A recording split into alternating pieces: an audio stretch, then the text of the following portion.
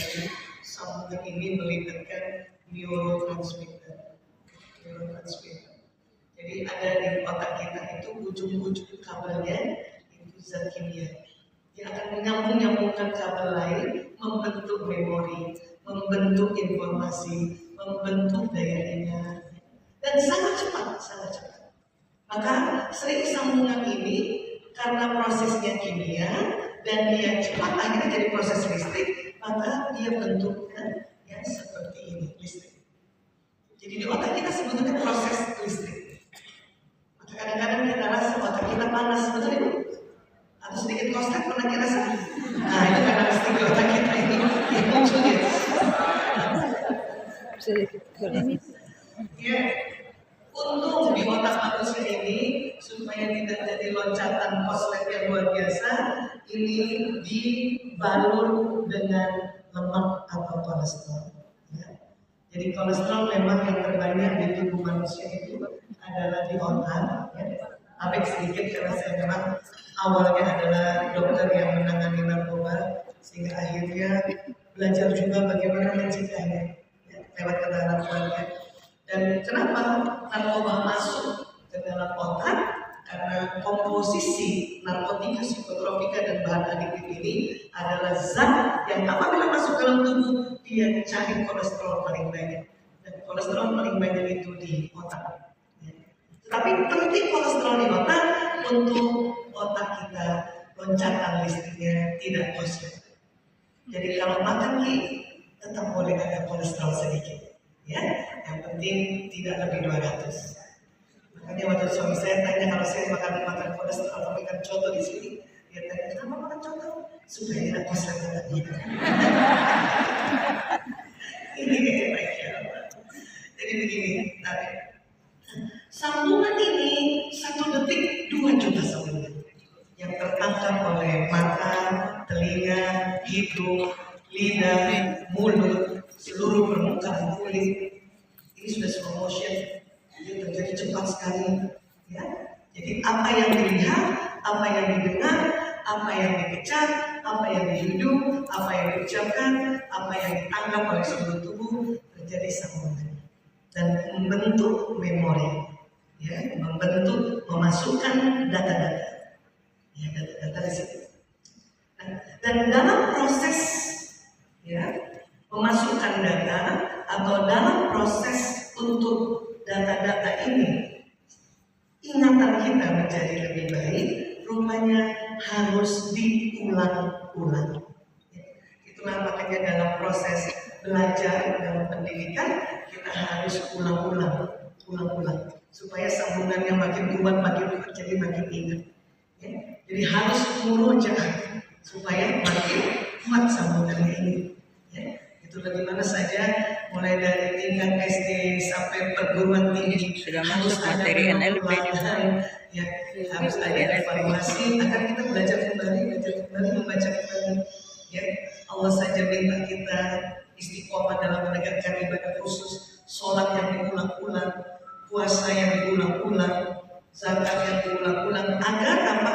Sambungan neurone di otak kita semakin tebal supaya kita melakukannya secara otomatis.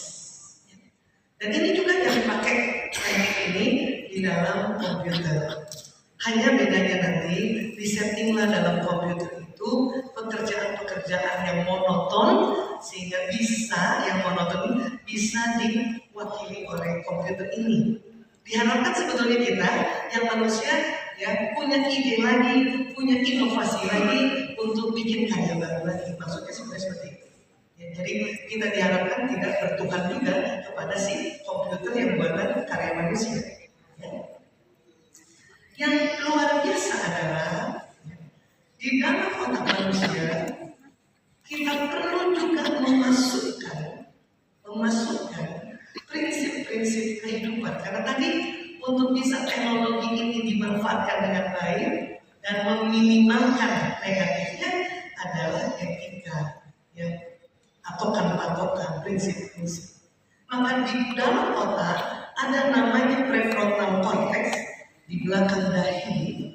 Ini ternyata inilah tempat yang apabila kita masukkan informasi, masukkan data, masukkan pelajaran, atau nasihat masuknya di bagian belakang dahi. Ibu tahu? Boleh pegang dahi kamu? Iya. Ada otakmu? Ada. Ini yang disepakati dalam konsep Islam sebagai tempat akal. Nah, disinilah akan terjadi sambungan-sambungan.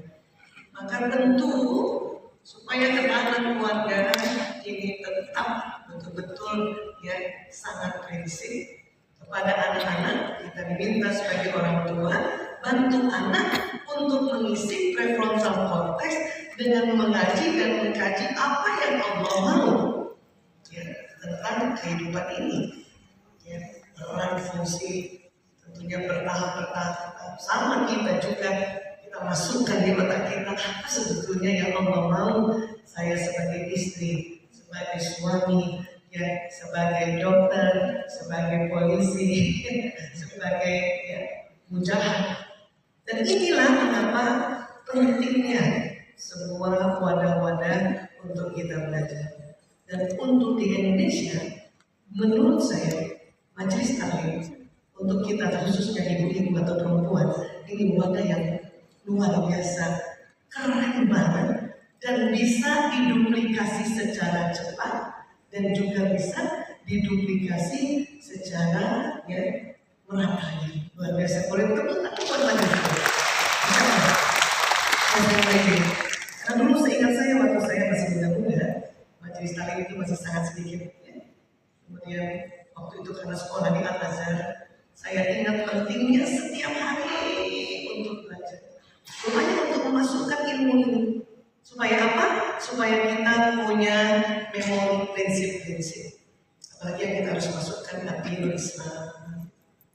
Saya termasuk orang yang bersyukur pernah sekolah di sekolah Islam walaupun baru setelah SMP dan SMA.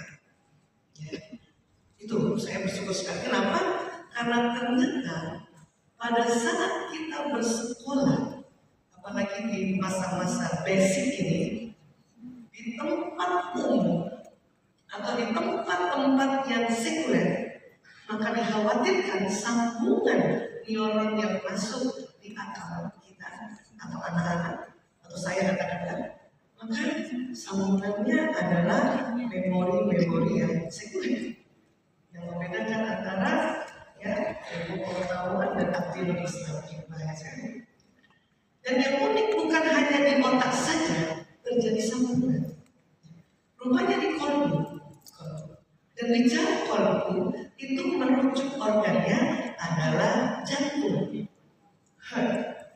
Walaupun kolbu pada saat pertama kali di Indonesia dibahasakan Indonesia hati, ya, karena mungkin vocab waktu itu belum sampai membahas jantung.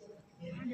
Jadi jantung ini kesepakatan para ahli dan para ulama adalah ya, kolbu adalah jantung. Selama ini kita tahu jantung kerjanya sebagai organ pemompa darah seluruh tubuh. Dia bawa makanan, bawa nutrisi, bawa vitamin, ya, bawa mineral, bawa hormon. Tapi pada tahun 91 ya ini. Ya, oleh Dr. J. Andre Armour dari Montreal, Kanada, ternyata menemukan di serambi kanan dan bilik belakang jantung ada sel otaknya juga. Kalau di otak jumlahnya 100 miliar, di jantung itu 40.000. Dan rupanya setiap mendapatkan informasi, ya, sambungan ini juga terjadi pada jantung. Tapi ternyata tidak semua informasi bisa menyambungkan koneksi neuron di kolbu, tidak semua. Kalau di otak iya bisa semua. Tapi mengingat sesuatu hanya di otak itu bisa, tetapi mengingat sesuatu sampai disimpan di kolbu tidak semuanya. Tidak semuanya. Karena kalau kita bertemu orang, ya, terus kita cuma lewat kelewatan saja, dia salaman dan kita nggak lihat mukanya, supaya batang mungkin koneksi neuron di otak tersambung. Tapi itu 9. Tapi pada saat kita jumpa orang, jumpa sahabat, jumpa teman, atau orang yang baru kita kenal, ya, kita mencoba untuk betul-betul ya salaman, terutama yang misalnya kita mulai sama perempuan, lihat wajahnya, sebut namanya. Maka saya kalau ketemu orang baru pasti saya tanya siapa nama Anda. Walaupun mungkin saya nggak ingat sampai kapan, tapi saat itu karena saya mau simpan tidak hanya di otak tetapi juga di tubuh. Dia sebut namanya kan. Kalau perlu saya tanya lagi berapa anak ya Bu? Bukan berapa suami tapi berapa anak. Nah itu biasanya buat perempuan itu langsung dia bisa ya dengan senang juga menceritakan. Itu bisa sampai ke bawah. Nasihat apakah dari orang tua, apakah dari guru-guru kita, ada yang hanya direkam di otak saja, tetapi ada juga yang sampai terekam di guru. Karena di guru ini sangat selektif, sangat. Maka ada sebuah penelitian luar biasa yang cerita tentang the power of tone. Namun sebetulnya sebelumnya para ulama di antaranya adalah Imam Al-Ghazali yang tahun 1110 Masehi, jauh dari Andre Arnold 1991 ini, dia sudah menyatakan, Imam Al-Ghazali menyatakan bahwa ada suatu